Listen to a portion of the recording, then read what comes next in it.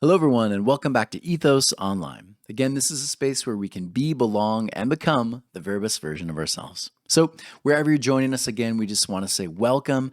We have been doing a lot of work here at Ethos. Mainly, we've been really delving into one specific book of Torah, which is Genesis, the first book, right?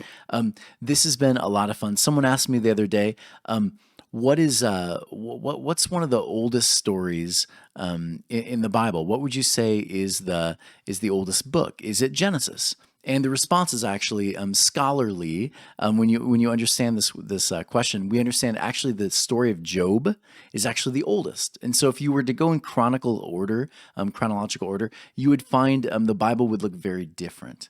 But we start with Genesis because it's part of Torah, right? So we start with Torah, Genesis, Exodus, Leviticus, Numbers, Deuteronomy, and we start there because that was actually the foundational element of what Judaism called their writings, right? Their oral traditions, all of it. So they put that there in the beginning, not to say Genesis was literally the very first pieces. No, Job would have been. But to say that this is our foundation, our cornerstone, Torah. We always go back to Torah to understand everything else. And so, good question. Wanted to quickly start with that one.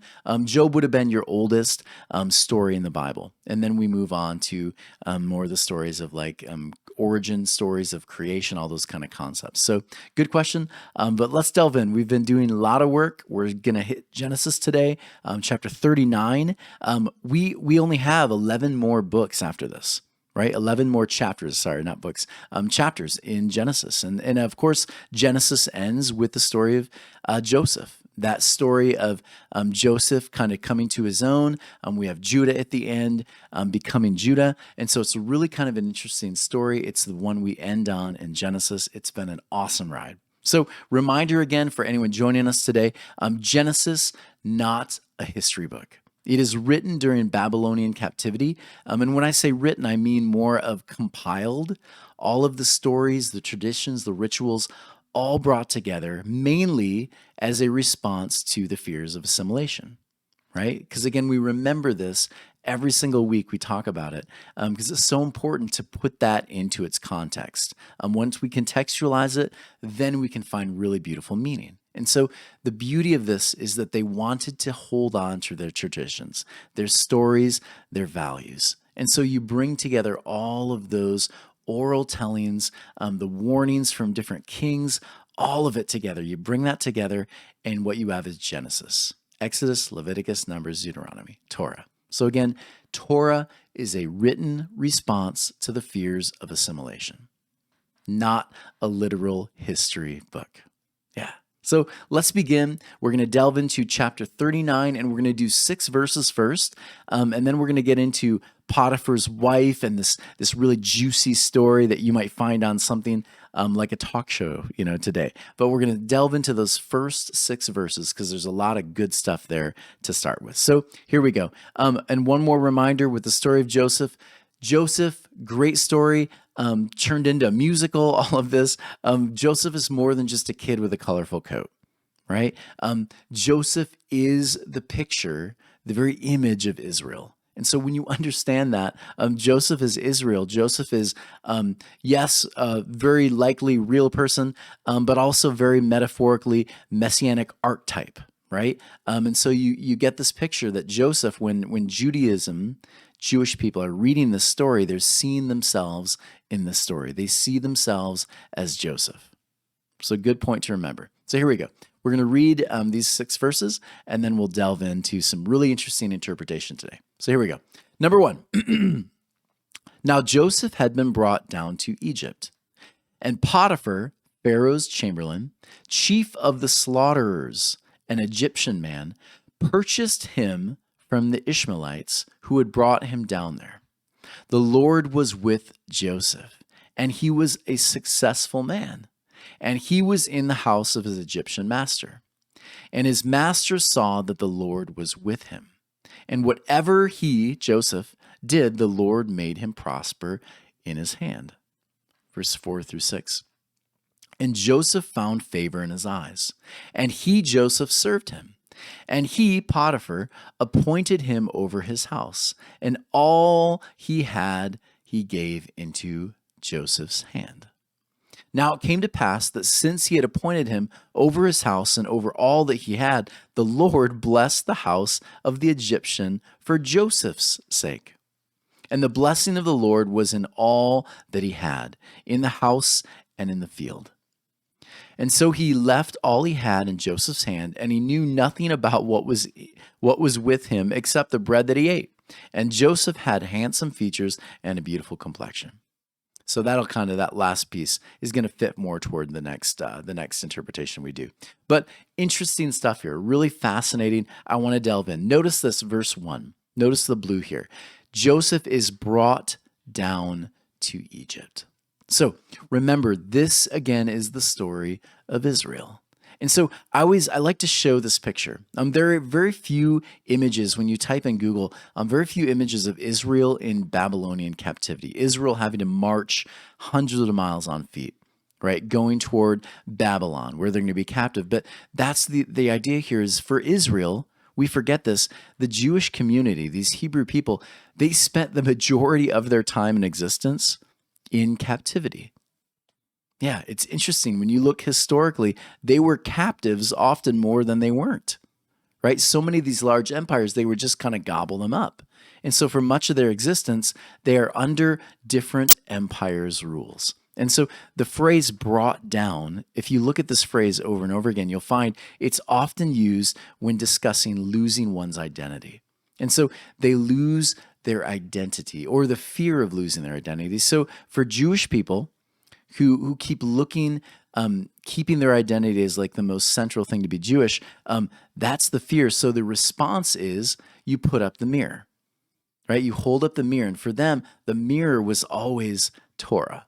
The mirror was always Torah. And it was the way that they saw the divine the most, how the divine interacted with them. Right? Different ways in which they failed or they succeeded, but how God essentially walked with Jewish communities and the world essentially, right? So they'd put this up and they'd see, this is who we are. This is where we're going. When they were brought down, the fear is always, the phrase here means losing identity. And so are they going to be brought down? Will they lose identity fully? What will happen to Joseph? Will he hold on to Jewishness, right? His Jewishness, the new word there. Or is he going to keep Judaism kosher? What will he do? That's the question. Will he hold on to the identity or not when he is brought down? Good. So number 2, notice this. And Potiphar, Pharaoh's chamberlain, chief of the slaughterers, an Egyptian man. There are a lot of interesting titles here. You don't typically see this. Even when discussing Pharaoh in Egypt, Pharaoh's got basically one title. Interesting that Potiphar here, he's given a couple different titles. He's an Egyptian. First off, notice this. He is your captor. He's the one that enslaves you. He is often considered the enemy, right? But think about this. Many of you who have read the story of Joseph, if you're going to describe your enemy, you typically are not going to describe them as compassionate, graceful. They're going to be the ones that have been victimized by their wife, all these different things. You don't typically consider your enemy in a very graceful way. But the way that the writing is going to have this is that the Potiphar, who has these different titles, the enemy, the captor, Egypt, he's actually going to have some really positive traits, right? He's going to have compassion on Joseph for the majority of the time he's with him, except toward, obviously, the end, right? But here's some interesting other things about Joseph. Joseph is under Potiphar, and so Potiphar is Pharaoh's chamberlain. Many people skip this part. They just kind of go through it. Oh, yeah, chamberlain, okay, important. But here's the thing. Chamberlain is the chief, he's like the chief, the manager of nobility. And so he's essentially the person who's going to oversee all of the affairs of Pharaoh. So this is huge, right? Pharaoh is like the number one. Who's number 2? Well, apparently Potiphar, right? Potiphar oversees everything that Pharaoh does. Potiphar, in some ways, is the one kind of pulling the strings behind everything. And so interesting that Joseph, and again, this is why when I read these stories, I'm not typically looking for like how to find literally, like I'm not looking historically for Potiphar. The idea here behind it is Joseph is now under the rule of a very important person, right? And so important that he's got these titles that would make him a deep enemy of the Jewish community. That's who Potiphar is, right? And so again, when you're under the rule of your enemy, the heads of the enemy, right? How do you respond? And then this other phrase here, chief of slaughterers. I thought this was interesting. One historian says this: Potiphar had a reputation for killing servants that did not adhere to the strict principles of the house. He murdered and imprisoned hundreds during his time in office. Interesting perspective here, right? Is it a bit of a jump to say Potiphar when they can't quite, some would argue they couldn't find him historically or not? Whatever. My point is, he apparently, if you had this office in Egypt, you were considered extremely harsh and a bit ruthless, right? You were dealing with slaves. You were managing slaves. And so this office, hundreds would be murdered under them. Yeah, an interesting position. So Joseph, not only under your enemy, but a ruthless enemy at that. And this is kind of the setup for Potiphar, right? How will Joseph respond living under a ruthless manager? Some of you are thinking about your own bosses right now, right? Like, how do I manage under? So we'll get there, but let's keep going. Notice this one: purchased him from the Ishmaelites who brought him down there. Now, when you understand the Hebraic perspective of Ishmaelites, Ishmaelites, of course, will skip through that. Most people just connect with Abraham. But here's more interesting information about the Ishmaelites. And again, there's so much stuff here. So Ishmaelites, we know they're the descendants of Ishmael, right? The son of Hagar, right? But here's what we have to remember about these people. And again, this is why I find it really fascinating when I'm reading this, is that these two, right, Ishmael and Hagar, they wander the desert. They wander the wilderness. And so the idea here is Ishmaelites, they wander. They move. They're constantly moving, wandering, attempting to figure out identity because they were not given the full identity of Judaism. You see it. And this is why, again, really interesting that most of the time the Muslim world identifies with Ishmael, not Isaac. Yeah, you see it all, how it's been played out, how oftentimes interpretations will fall together. This is why Muslim people will often side with Ishmael. They've had to wander, they've had to move, and often, as Israel is blessed, Ishmael is cursed sometimes at the expense of Israel's blessing. And so there's obviously connection here, there's division. This is why this is brought up. Not to give a literal history, but an interesting little twist on it. They'll throw in Ishmael. Yeah, Ishmael wanders. Good. Verse 2, the Lord was with Joseph, and he was successful. He was a successful man, and he was in the house of his Egyptian master.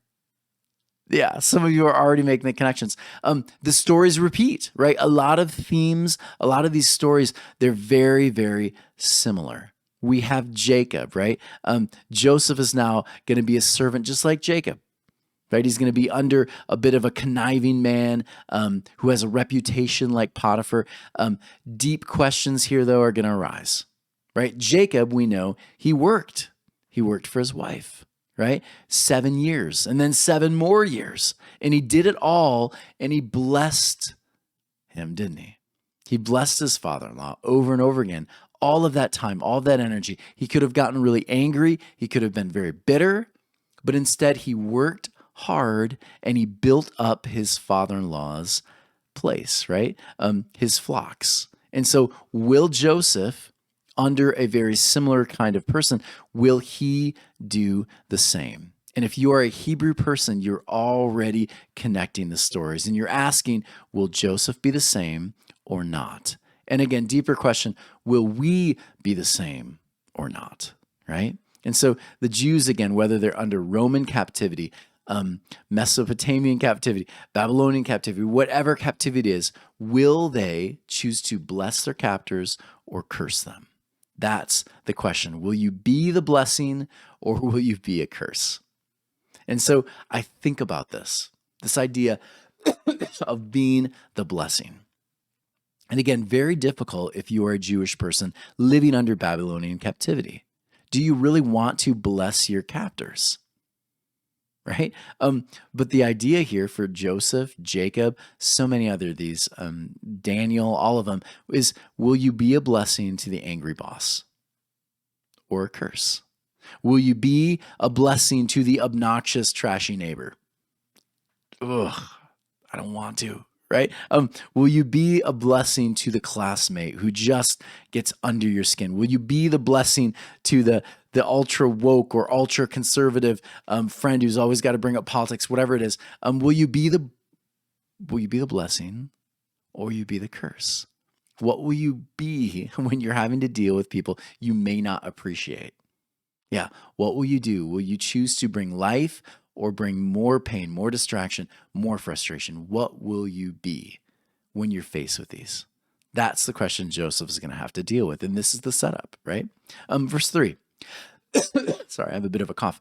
And his master saw that the Lord was with him. And whatever Joseph did, the Lord made prosper in his hand. So this is so good. Every time I read this, I get kind of excited because when you choose to bless your enemies, right? When you choose to find ways to bring life to them, even the boss that you can't stand, the boss that has not given you that promotion, even though you deserved it, right? They gave it to Kathy down the street who does nothing, I don't know, whatever it is. When you choose to be the blessing, eventually people do notice. Right? People take notice of it. And so whatever Joseph does, because he's seeking to bless others, to be a good servant, right? God continues to bless him in everything he does. And I think for so many of us, we get that, don't we? We work so hard, even though that we may not love the job or we may not love the people we work under. We find ways to bring blessings. And because of it, we become this beautiful light in the middle of a pretty dark setting. I love this verse in 1 Peter 4, verse 10. It says this, each one should use whatever gift he has received to serve others, faithfully administering God's grace in its various forms. Notice this, Peter doesn't just say serve your friends, does he? Because serving our friends, serving people that we agree with on everything, that's easy, right? I can be positive and loving to my friend Leo or Darren or whoever it is, right? I can be positive to those people. That's easy. I find common ground with most of them, right?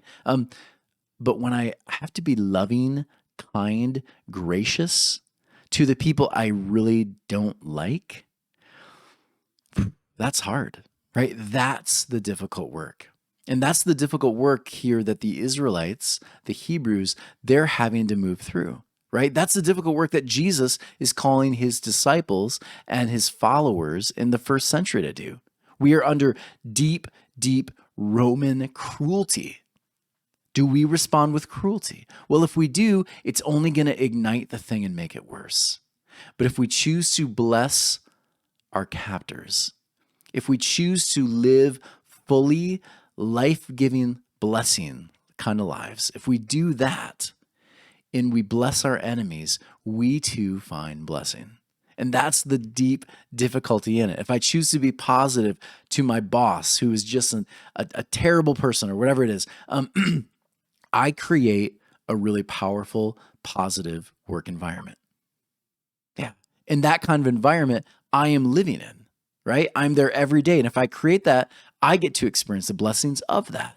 And ultimately, my boss will also experience blessing from it. It's cool. I love this stuff. All right, verse 4. And Joseph found favor in his eyes, Potiphar's eyes, and he, Joseph, served him. I love this idea, right? He doesn't just do the thing, he serves him. This word serve has a lot of baggage. It's been used as a lot of mileage in Christian circles. But notice this Proverbs 8:35. For those who find me find life and receive favor from the Lord. I think this is interesting. You'll see characters from Noah, Abraham, Joseph, all being described as those who have like found favor with God. And so, how do they find favor? That's always the question. How do they do it? They seek life, right? They seek the divine. They seek to be a blessing. They're always asking in every situation they're in, how can I be a blessing? How can I bring life to this thing that seems dead and broken? That's the idea.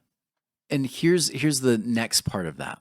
At the middle, like the end of verse 4, notice this part. And he, Potiphar, appointed him over his house, and all he had he gave into his hands. And so, going with what we just said there, when we are found to be positive in the workspace, in our neighborhood, in the world, in our community, we're given more. Right? Does that literally mean God is literally giving more now? I don't know. I don't know those answers. But I do know this. Oftentimes, we gain more blessings. And so the more we're entrusted with, right? And often I laugh because this happens a lot to me. The more I do, the more positive things I do at the school I teach at, I find myself more and more having more and more opportunities to give back. And as that happens, I'm all of a sudden the head of this department, or the students will award me certain things, or whatever it is. Things just fall into place. When you are constantly trying to be a positive force in the world, positive blessings just follow. They really do. And it's so beautiful when they do. Not that we do them to gain those blessings. We do them because it is a blessing. Yeah, interesting to think about. So verse 5. Notice this. Rabbi Messer says this about this concept I just said. We spiritual Jews have been entrusted with the divine narrative. The more we share and live blessing, the deeper and richer the blessings are received. And so when discussing Joseph, understand that every time he blesses someone, you're going to notice he goes to the next echelon, right? The ranking, if you were to rank Joseph like a superhero, he starts here and he's going to go up and up and up. He's going to gain more and more status, more and more blessing as he gives more and more and more. And so Joseph, you'll see this over and over again. His blessings get deeper and richer, and his status gets deeper and richer. And so the message to the Jews is, be the blessing, right? Be the blessing, because even in the middle of captivity, you can have a very rich and deep experience, right? It doesn't have to be terrible, even when you're in the middle of the captivity you're in. It can actually, as you bless others, the blessings pour down on you as well. It's such a good story, right? Verse 5, now it came to pass that since he had been appointed over his house and over all that he had, the Lord blessed the house of the Egyptian for Joseph's sake. Pretty cool, right? And the blessing of the Lord was in all that he had in the house and the field. So this is one of my favorite parts of this short 6-verse section. When we're the blessing to our captives, it says the divine actually blesses them as well. That is so heavy. It's like we become these living, breathing springs. We bear fruit, right? And so as we do the good thing at work, even if the boss is difficult to work with, if we choose to be the blessing, even he will prosper, right? Even he gains blessings from the divine because we're there, right? Not that we're this amazing, perfect thing. No, the idea here is we choose to be a blessing.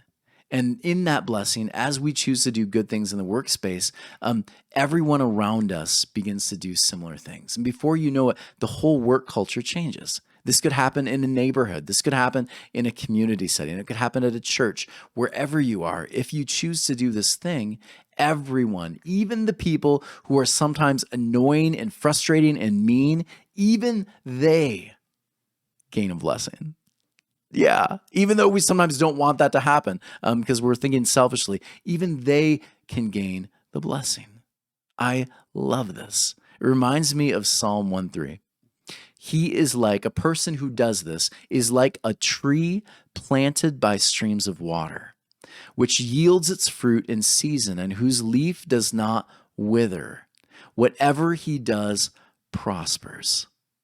I like this. The metaphor here, deeply Hebraic, of course, but when Israel is captive and chooses to be like this living tree, watered in dry places, yielding fruit to even its enemies, it becomes extremely central to the survival of even that empire, right? Because Israel worked so hard, it was hard for Pharaoh, right, to let them go.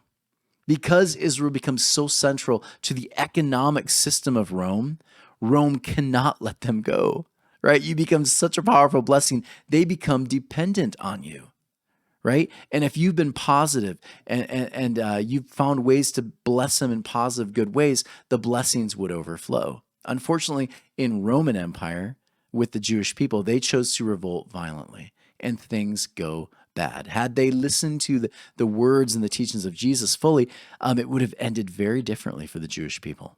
But when I think about this, I think of Rome. I think of these moments where we're so powerful, where when we choose to be the blessing, right, we gain power too.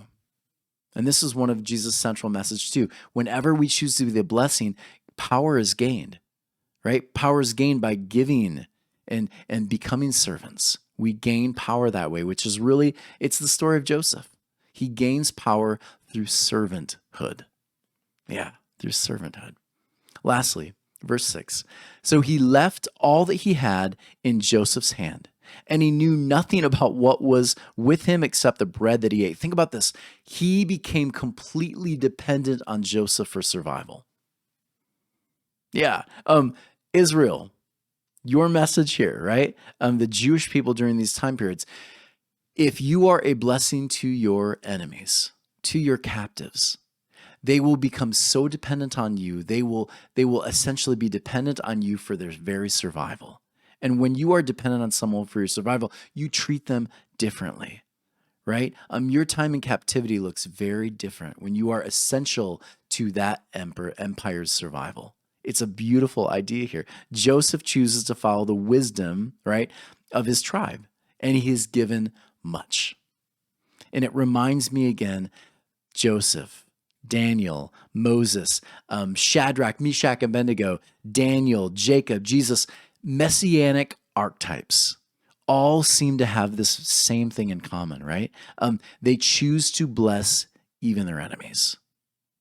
They choose to love their enemies. Because of this, their enemies, those around them, they find life too. And again, this is the central story, right? This is the idea. I love what Gandhi says here. He says, it is easy enough to be friendly to one's friends. But to befriend the one who regards himself as your enemy is the quintessence of true religion. The other is mere business. Jesus said it this way, love your enemies, pray for those who persecute you, that you may be children of your Father in heaven. Same message, right? It's like Gandhi and Jesus were talking. The idea here, love your enemies. He was the perfect example of this. So good. Even when on the cross, think about this in this beautiful moment. Even on the cross, Jesus chooses the servant heart, doesn't he? He says, Father, forgive them. They know not what they do, right? Chooses the servant heart. This is true love, right? Being the blessing, being the tree that waters nations. This was the story of Jesus. This is the story of Jacob. This is the story of Daniel, Shadrach, Meshach, Abednego, and this is the story of Joseph. And it's the story of Israel. And hopefully it's the story you choose when you are faced with difficult people in your world. Frustrating neighbors, frustrating bosses. Hopefully this becomes your narrative too. Everyone, I hope you enjoyed this. This was a lot of fun for me. How do I take it home? There were like a lot of different ways that I started to think about how this could apply to me. But here's the one that really connected most for me. How can I be a blessing to my enemies? What can I do to be a blessing, a positive force in their lives? So here's a couple things I was thinking about the other day, and I ripped off a couple other people I found online. I thought they said it even better. One of them, though, which I really connect with, is when you're faced with an enemy, when you're faced with someone like that difficult boss, stop, breathe, and one writer says, detach yourself. This I thought was interesting. When you think about your enemy, you often have a lot of feelings, right? Anger, frustration, whatever it is, right? Instead of letting those feelings overcome you, like some of you right now are thinking about them and you're feeling frustrated, instead stop yourself and be aware of the feelings. Take a deep breath, take a step back and say, oh yeah, anger right here, right? That neighbor next door, whatever it is, I'm feeling frustrated. Identify it. I'm feeling frustrated. Knowing that you're feeling frustrated will cause you to stop and just breathe. Before you make any crazy moment of like, I'm going to do this thing, I'm going to do this, stop, think it through. I wish I would do this more for me personally. Number 2, put yourself in their shoes. Easier said than done, right? But imagine yourself becoming that person. Think about what has made that person that person. What have they gone through recently? Those kind of things. When I can think through that, I can begin shifting how I treat them, right? So put yourself in their shoes. Number 3, seek to understand. So this, I know it sounds similar to number 2, but here's this idea. It's important to stress here because if you can understand what they did and why they did it, you can take next steps, right? You can really try to understand it even if you don't want to. So next steps are going to be important if I can understand why they did the thing they did. Number 4, seek to accept. So instead of fighting what's happened, right? Instead of saying, well, they should have done this, right? A reasonable person would have done this, which I'm very good at saying too. Rather than doing all of those things, one piece of advice I love here, and I'm going to try my best to start actually living this one, accept that the thing happened, right? The person may or may not change. It's just how it is. This is part of life. And so the writer that I read about, they said, accept that maybe this person thinks about it differently. Accept that maybe it's just too difficult for them to shift. Whatever it is, this is just the reality of it, right? This is just how it is. So I accept that. I understand sometimes people are just going to be people. Sometimes people will just choose to be the angry boss or the frustrating neighbor. It just is what it is. And after I can understand that, accept that that's who they are, then I can find something to love. I like this idea. Look for something redemptive in the person. There's got to be something redemptive in there. Even if they are just in your mind like terrible people, there's something positive there. Look for it. Challenge yourself. Try to find it. You will find something. And then lastly, find ways to bless them. Seek out ways in which you can help them. You will, if you start asking, praying, meditating on this, there are going to be openings and opportunities to help. It might be as simple as, hey, it's raining. I can't stand my neighbor, but they left the windows down. Send the text, right? Do something positive. Hey, your windows are down. To the boss that's so frustrating to you. You know they had a rough day. Bring in their favorite candy bar. I don't know what the thing is. Find a way to bless them. And as you do, they become more and more human. So good. Everyone, I hope you enjoyed this. I sure did. 6 verses, 35 minutes, totally worth it, but so good. Torah is filled with this. So many beautiful interpretations there if we just take the time.